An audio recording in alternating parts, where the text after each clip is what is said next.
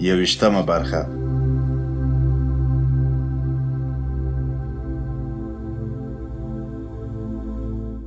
رښتینولي د مشرۍ اصلي ځانګړنه ده. د مدیره هیات په دفتر کې ناست وم چې د امریکا د یوه شتمن نقلي قول مې واورېد. داسې نقلي قول چې هېڅکله به یې هم هېر نه کړم، ځکه جمله داسې جوړه سوې وه لکه مستقیما چې ماته ویل سوي وي. هغه داسې وویل: رښتینولي یوازې ارزښت نه، بلکې د نورو ارزښتونو تضمین هم کوي. کله چې به مې جلسه نیوله، لومړنی ارزښت چې ټولو اجرایوي مدیرانو ته د منلو وړ و، هغه رښتینولي وه. مشران پوهېږي چې رښتینولي، اطمینان او باور د مشرۍ له بنسټونو شمیرل کېږي. دوی په هر هغه څه ټینګ درېږي چې باور پرې ولري. اتلان هېڅکله درغلي نه کوي. ښاغلی جان هانټسمن د امریکا یو بیلیونر و. د له صفر څخه په کار پیل وکړ او خپله شتمني یې تر 12 میلیونه ډالرو پورې ورسوله. اتلان هېڅکله درغلي نه کوي. په دې کتاب کې د هانټسمن د ژوندانه ټولې ترخې او خوږې راوړل سوي دي. د تل د ستونزو پر وړاندې مبارزه کوله او هېڅکله نه تسلیمېده. دی وایي: رښتینولي هغه څه دي چې زه یې تر دغه ځایه را رسولی یم. ژوند او کار په اخلاقو پورې تړاو نه لري، بلکې یوه لوبه ده. په حقیقت کې خلک 3 ډوله دي: بریالي، موقتي بریالي او هغه کسان چې تل یې بریا په برخه وي. د دوی ترمنځ توپیر د دوی په شخصیت پورې اړه لري. په تاریخ کې ډېر تش په نامه اتلان شته چې د درغلیو له لارې بریا ته رسېدلي. د بیلګې په توګه د انرون کمپنۍ څو کاله پرله پسې یو د بهترینو امریکایي کمپنیو شمیرل کېده. دا کمپنۍ تر ډېره پر اړیکو او درواغو ولاړه وه. دوام یې ونه کړ او بالاخره له سختو ستونزو سره مخ شوه. کومو کسانو چې د کمپنۍ چارې یې پر غاړه وې، تش په نامه اتلان ورته ویل کېدل. په حقیقت کې هېڅ رښتینې نه برېښېدل. کېدای سي د انرون کمپنۍ د ګوښه سویو اجرایوي مدیرانو هر یوه کنټل او جفري سکلیدینګ نومونه مو اورېدلي وي. دوی به زیاتره وخت د ورځپاڼې په لوستلو تېراوه او همدا لامل سو چې له دندې ګوښه شول. دا په داسې حال کې ده چې په 2012 میلادي کال کې جان هانټسمن ولسمشرۍ ته ځان نومان کړی و. بیا دته د غوره نوماند لقب ورکړل سو او خلکو به دته د نوماندانو پلار وایه. که څه هم د ډېره شتمني درلوده، خو هېڅکله یې د شهرت هڅه نه کوله. د شهرت ته هېڅ ارزښت نه ورکاوه. دته تر ټولو مهمه رښتینولي وه. رښتینولي په سمه توګه د یوه کار سرته رسول دي، او دا هغه څه دي چې سړی بریا ته رسوي. مشران پر خپلو ژمنو ولاړ وي.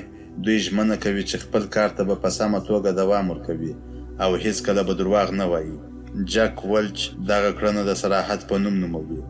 دی باور لري چې که چیرې د رښتیا ویلو وډار سئ، هېڅکله به دا جرأت ونه کړای سئ چې یو مخکښ او پیاوړی مشر جوړ سئ. ځینې مشران دا خوښوي څو داسې کسان په دندو وګماري چې یوازې د دوی په خبرو باور وکړي، که هغه حقیقت هم ونه لري. خو رښتینې مشران هېڅکله د حقیقت ویلو نه ډارېږي.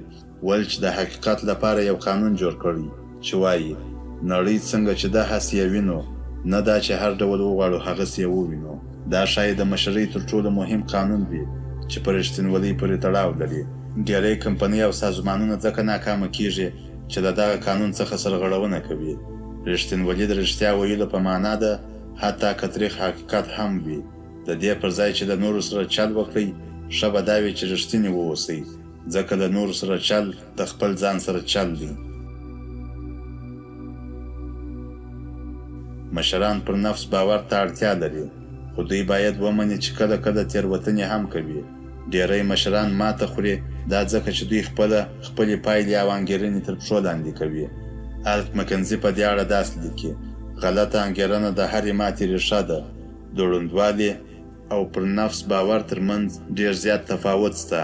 نن په نړۍ کې هر څه ډېر چټک بدلون مومي. که همداسې دوام وکړي، لیرې نه ده چې تاسو به هم د سترو تېروتنو سره مخ کړي. که تېروتنه هم ونه کړئ، د نورو نظریاتو ته غوږ نیونه هم د تاسو پیاوړي مشران جوړولی سي. ځکه چې ذهن ته مو نوي افکار او نظریات انتقالېږي، خو په یاد ولرئ چې ډېر کم مشران تېروتنه نه کوي.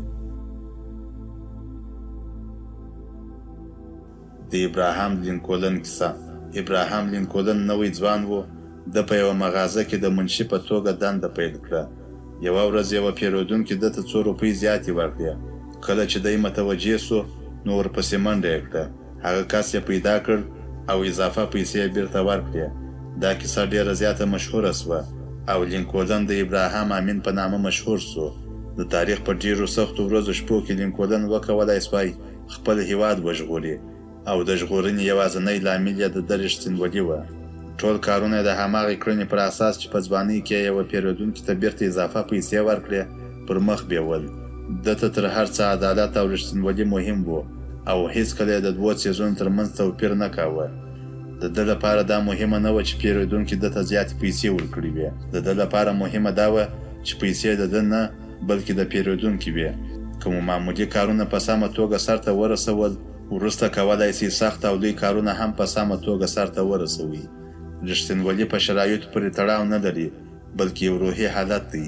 کله چې نور له بېعدالتۍ ملاتړ کوي، ممکن مشران هم د عدالت د تامین په پار له تېروتنې سره مخ سي. په حقیقت کې د مشرۍ تر ټولو ښه ځانګړنه دا ده چې که کله هم نور له تاسو سره بېعدالتي کوي، تاسو څنګه کولی سئ عدالت تامین کړئ. 7 ګامه تر مشرۍ. د دغو 7 ګامونو اوچتول تاسو تر مشرۍ رسوي. اول، انګېزه. باید د مشرۍ لپاره انګېزه ولرئ او مسؤلیت یې پر غاړه واخلئ. 2، تصمیم نیونه. تصمیم ونیسئ، د مشرۍ لپاره اړین تمرینات وکړئ او لګښت یې پرې کړئ. 3، عزم او اراده. ټول مشران د مشرۍ لپاره رښتینې اراده لري او په خپله دنده کې تر ټولو سخت کار کوي. 4، نظم. د یوه مشر لپاره د نظم راوستل تر ټولو مهم دي. که غواړئ ښه مشر جوړ سئ، اړینه ده چې د خپلو کارونو څارنه او په چارو کې نظم راولئ. 5، تقلید. د پیاوړو مشرانو د ځانګړنو تقلید وکړئ. په دې فکر کې اوسئ چې څنګه کولی سئ د هغه خواص په ځان کې وروزئ. 6، مطالعه. د مشرۍ په اړه کتابونه ولولئ او له سختو پړاوونو ځانونه وباسئ. زده کړئ چې څنګه کولی سئ په اغېزمنه توګه مشري وکړئ. تل په دې فکر کې اوسئ هغه څه چې مو زده کړي څنګه کولی سئ عملي یې کړئ. 7، تمرین، تمرین، تمرین. باید مشري زده کړئ، ځکه په هره ټولنه کې د مشرۍ اړتیا محسوسیږي. نن یوه ټولنه تر بل هر څه زیات مشرۍ ته اړتیا لري. که دغه کتاب سم ولولئ او یا سم واورئ او له موضوعاتو یې په ورځني ژوند کې سمه استفاده وکړئ، لیرې نه ده چې یو ډېر پیاوړی مشر به جوړ سئ.